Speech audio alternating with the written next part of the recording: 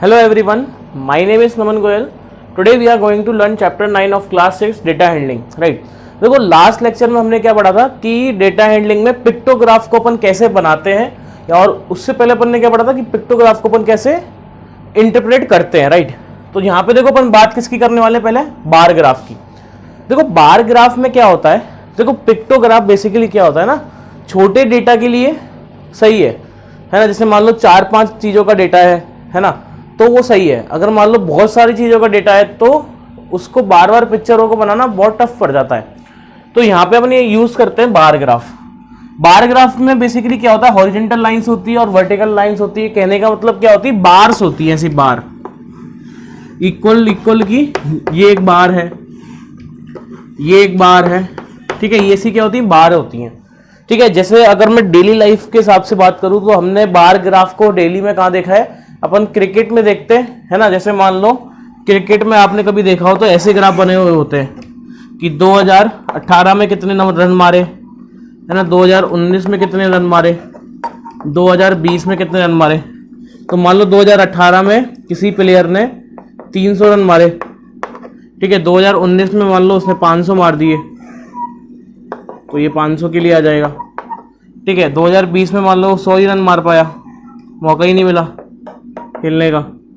तो ये क्या है, बेसिकली बार ग्राफ है. बार्स बना दिए अपन ने, तो आसानी से बन गया ना, सिंपल तरीके से बना दिया अपन ने, ठीक है. तो this is all about bar graph, ठीक है. अच्छा, अब है हमारे पास क्या, interpretation of bar graph. Interpretation of bar graph में बेसिकली हम क्या देखेंगे कि वही बार ग्राफ अगर हमें दिया हुआ है तो उससे हम क्या क्या चीजें बना सकते हैं और क्या क्या चीजें हम उससे सीख सकते हैं. राइट? तो क्वेश्चन लिखते हैं एक, उससे अपने को समझ में आएगा कि मैं क्या कहना चाहता हूं, बार ग्राफ से मतलब क्या है मेरा. तो पहले एक बार ग्राफ बनाते हैं, एक ग्राफ बनाते हैं, ठीक है. ये ऐसा है, ठीक है. यहां पे लिखा हुआ है 2000, 2001, ठीक है, 2002, 2003 और 2004 ऐसा ले लेते हैं, ठीक है. अच्छा, यहाँ पे है 10 से लेके कहाँ तक है, 80 तक, 20, 30, 40, 50, 60, 70, 80 और 90 ऐसा दिया हुआ है अपने को, ठीक है. ये अपने को दिया हुआ है, ठीक है, ठीक है. देखो ये बेसिकली क्या है कि 2000 में, 2001 में, 2002 में, 2003 में, 2004 में दे है. क्या है बेसिकली, ये तो क्या ईयर्स हैं, ठीक है. ये है हमारे पास number of students, number of students कि कितने स्टूडेंट्स ने एडमिशन लिया है उस टाइम, उस साल में कितने स्टूडेंट्स ने एडमिशन लिया है. ये चीज इसको रिप्रेजेंट कर रही है. राइट? तो बनाए इसका बार ग्राफ, बनाए हुए हैं, बनाते हैं इसको. बार ग्राफ हमें दिया हुआ है, तो 30 के लिए जो बार है वो, सॉरी 2000 के लिए 30 तक बार है, ठीक है. 2001 के लिए 40 पे है,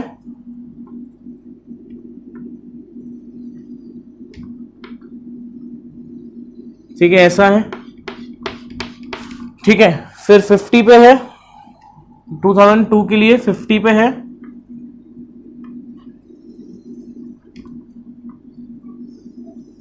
ऐसा है, ठीक है. 2003 के लिए 60 पर है,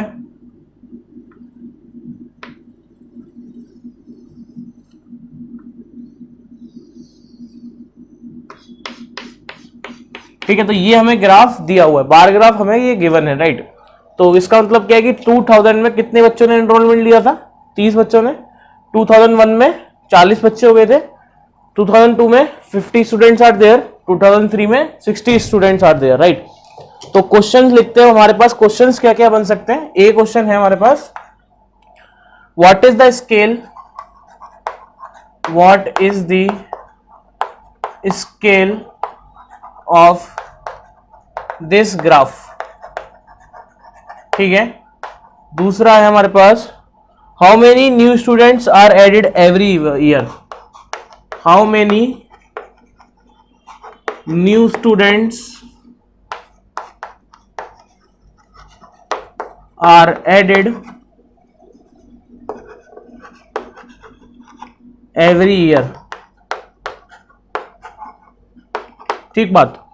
अच्छा अगला है, is the number of students in the year, is the number of students in the year 2003, in the year 2003 twice that in the year 2000, twice that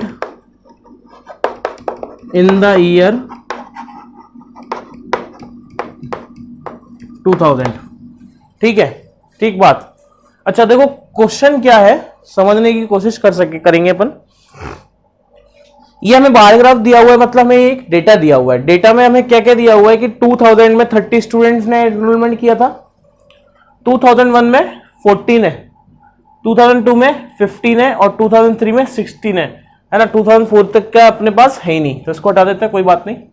ठीक है, अब पहला क्वेश्चन क्या है, what is the scale of this graph, है ना। देखो scale क्या है, बेसिकली वाई एक्सिस पे लेते हैं, तो अपने कितने का ले रखा है यहाँ पे स्केल, एक यूनिट पे अपन ने 10 ले रखा है, 1 यूनिट रिप्रेजेंट कर रहे हैं 10 स्टूडेंट्स को। ठीक बात। देखो सब में कितने का डिफरेंस है, 10 का डिफरेंस है सब में। ठीक है, तो स्केल जो हो गया इसका वो कितना हो गया, 10 का हो गया, तो इज इक्वल्स टू 10।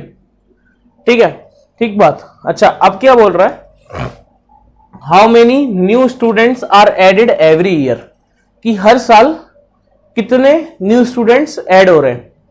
तो देखो 2000 में कितने थे, 2000 में 30 थे, फिर 40 हो गए, फिर 50 हो गए, फिर 60 हो गए। तो अगर मैं ये देखूं कि हर साल कितने में भरते जा रहे, कितने भरते जा रहे, हर साल 10 स्टूडेंट्स इंक्रीज होते जा रहे हैं, राइट।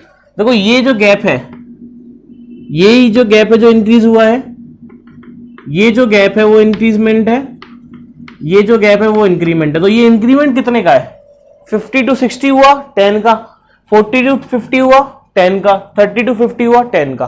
तो हर साल कितने स्टूडेंट्स बढ़ रहे हैं, 10 स्टूडेंट्स। क्लियर। अगला क्या कह रहा है question, is the number of students in the year 2003 is twice that, the in the year 2000। इसका मतलब क्या है कि 2003 में जितने स्टूडेंट्स थे, क्या वो 2002 में जितने थे उनके डबल है। तो 2003 में कितने हैं, इसको लिख लेते हैं एक बार।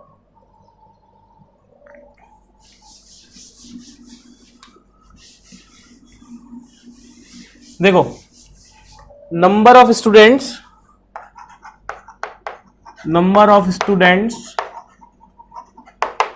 इन 2003,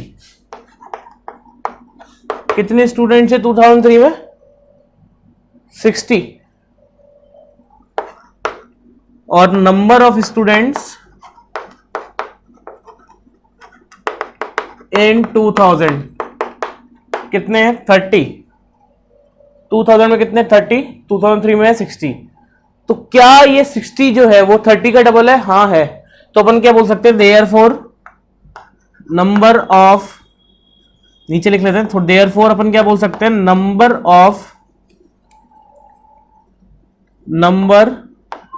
of students in 2003 is equal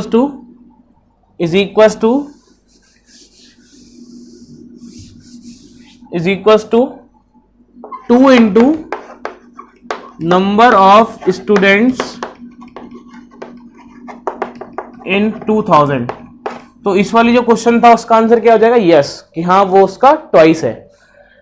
तो हमने इस लेक्चर में हमने क्या सीखा कि अगर हमें कोई बार ग्राफ गिवन है तो हम उसको कैसे इंटरप्रेट कर सकते हैं और उससे अपन कैसे इंफॉर्मेशन लिख सकते हैं और उसको कैसे अपन कुछ उसमें उसके साथ दिए हुए जो क्वेश्चन है उनको अपन कैसे सॉल्व कर सकते हैं, राइट।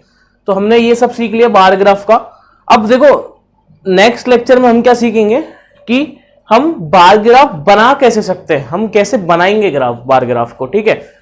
तो इस लेक्चर से रिलेटेड जो एक्सरसाइज है 9.3 वो आप कर सकते हैं, तो आप उसको बिल्कुल ट्राई करें। और बाकी जब तक के लिए मिलते हैं नेक्स्ट लेक्चर में। हम नेक्स्ट लेक्चर में अपन क्या स्टार्ट करने वाले हैं, how to draw bar graph, है ना, कि बार ग्राफ को बनाएंगे कैसे वो हम सीखेंगे, राइट। तो जब तक के लिए पढ़ते रहे and thank you so much.